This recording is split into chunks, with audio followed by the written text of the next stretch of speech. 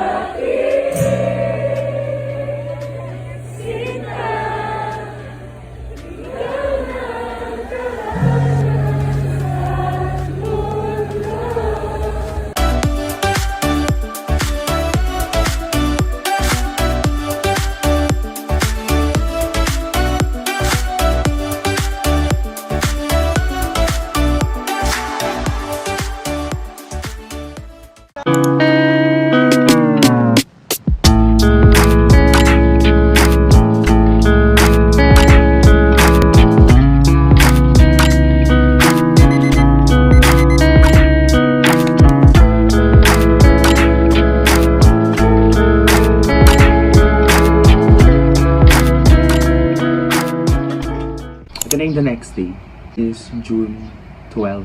Happy Independence Day. Pero ang oras na ay 3 p.m. Dahil nakauwi nga kami from the event, 6 a.m. Dahil sobrang daming tao. At na-traffic kami ng 2 hours sa loob ng Global City, sa loob ng Clark Global City. So, basically, kung makikita nyo, medyo konti lang yung clips ko dun sa event mismo. Kasi, hindi ko na siya na-enjoy. Bukod nung pagkarating namin, medyo na-disappoint ako dahil sobrang daming tao. Well, expected ko na maraming tao, pero hindi ganun karami. Tapos, sobrang haba ng pila, sobrang init, ang konti ng food stalls. Kaya medyo hindi kami nag-enjoy, yung mga friends ko, kasi sobrang daming tao nga. Pipila ka for a bottle of water, like an hour. Or kung gusto mong bumili ng beer, sobrang haba ng pila sa beer na sinukuan din namin. Tapos medyo unorganized kasi iisa lang yung pila for Gen Ad and VIP, tapos maghihiwalay na lang kayo at a certain point. Tapos hindi pa sure. Tapos napansin namin na yung mga bouncer, hindi sila masyadong nag-check ng ticket. Hindi nila tinitignan na mabuti. Ewan ko kung may ini-scan doon, pero hindi nila ini-scan, kumbaga. Tapos yung events place, hindi siya sementado, lupa. Yung buong area, lupa. So, kapag tumatalon na, kapag nag-drop na yung beat, magsisitalunan yung tao. Tas, grabe yung alikabok. Sobra. Alam mo yung parang may fog, dinaig pa yung sa Baguio. Ganong level ng fog. Na, magti-trigger sa mga may allergic rhinitis kagaya ko. Kaya, kung mapapansin nyo, yung may sipon ako ngayon dahil sa allergic rhinitis. Tas, medyo masakit yung ulo mo. Kasi nga, alam mo yun, pawisan ka, buong gabi, buong maghapon, sobrang daming tao. Sa mga performance, wala naman naging problema. Masaya naman. Nagkamali pa si Unique Salonga sa mga kinanta niya. Tapos, okay naman. Kaso hindi ko na siya pinatapos. Hanggang Arthur Neri na lang. Kasi sobrang pagod mo. Ilang oras ka na rin, halos buong araw ka na rin nakatayo. Tapos, ang mahal ng water, 25 pesos. 20 lang yun, diba? Pero masaya yung experience kasi dahil sa mga performance ng mga artists and bands, doon naging masaya. Pero yung organizers, hindi nila naayos yung event mismo. Kasi hindi siguro nila in-expect na ganun karami yung tao. Or siguro fault din nila na bakit sobrang daming ticket na naibenta. Sana naging limited lang. Siguro, sabi natin 20,000 people lang in a day. Parang ang ginawa nila, only tickets eh. Ayun lang naman masasabi ko about dun sa Aurora. Alam ko medyo magulo yung kwento kasi hindi ko talaga alam kung paano ko sisimulan. Yung hot air balloon pala. Medyo na-disappoint lang ako kasi parang ilan lang, 3 lang nung una. Bago mag-start yung event, 3 lang. Tapos nung malapit nang matapos, dun lang naging 6. Hindi pa tumaas, like super baba. Parang hanggang 3rd floor. Parang ganun lang siguro yung taas niya. So, medyo disappointed ako dun sa part. Kasi isa rin yun sa mga hinintay ko bukod kay Arthur Neri. Tapos, ano pa ba? Siguro yung traffic na din. Na-traffic na kami ng 2 hours sa loob ng Global City. Malis kami ng events place, 12. Nakaalis kami ng Clark Global City, 2 a.m. 2 a.m. kami nakalabas. Ayun. Yun lang. So, hindi ko na alam kung anong susunod na clip. Kasi wala pa naman akong plano sa buhay ko at the moment. So, hi everybody! So, ngayon ay June, I don't know, nalagay ko na lang dito kung anong June ngayon. 9:04 ng umaga. Pupunta ako ng coffee shop para mag-aral doon kasi wala kami internet connection. 2 days na kami walang internet connection. Mag-take lang ako ng quiz doon sa coffee shop. Tapos magpapagupit na rin ako ng buhok. Kahit sinasabi nila sa TikTok na okay lang tong buhok ko. Pero ako hindi, ang init kasi. Tapos, magpapa-adjust na rin ako ng ngipin kasi natanggal yung bracket ko. Wait, papakita ko. So, ito yung bracket. Natanggal siya ng isang gabi. So, ayun. Samahan nyo na lang akong pumunta.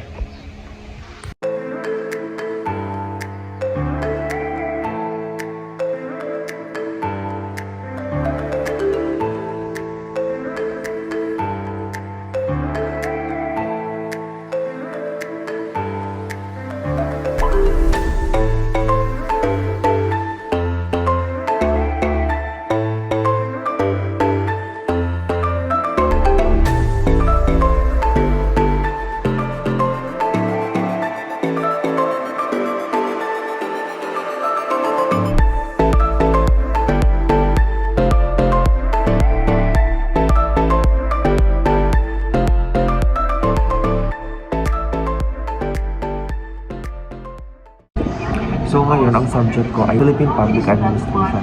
Basically, tinuturo kung paano nag-work ang gobyerno, anong trabaho ng ganito, anong trabaho ng ganyan, anong trabaho ni Congress, no? Ganun lang naman. Pero mahirap siya kasi hindi lang sa trabaho na nakabase, yung trabaho nila nakabase sa concepts on something. Feeling ko nga mas malakas pa yung boses ni mami ko sa akin.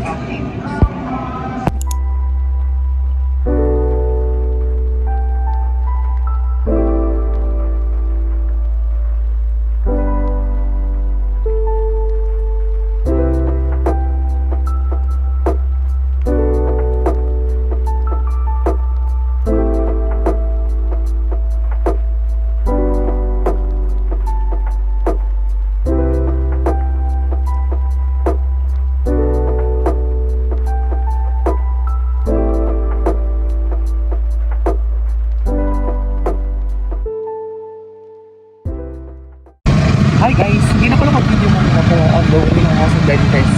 11 yung appointment ko pero 11:02 na. So, tricycle na ako. Malapit lang ako. A minute lang or two.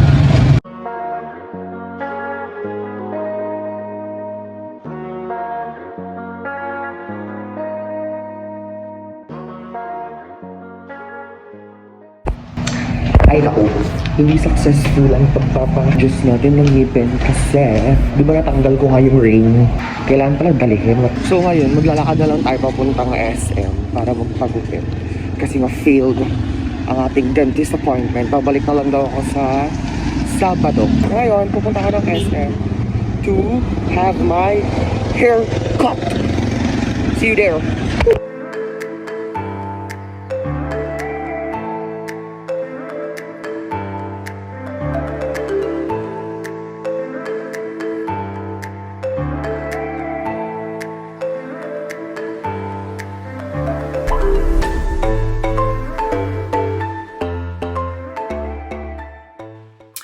So, nakalimutan kong mag-ano. Of ano? Of ano? Parang bobo ka. Mag-outro, tsaka gumawa ng vlog pa uwi kasi nairita na ako sa buka pero ilang beses inuulit yung buhok ko kasi hindi ko gusto yung unang gupet.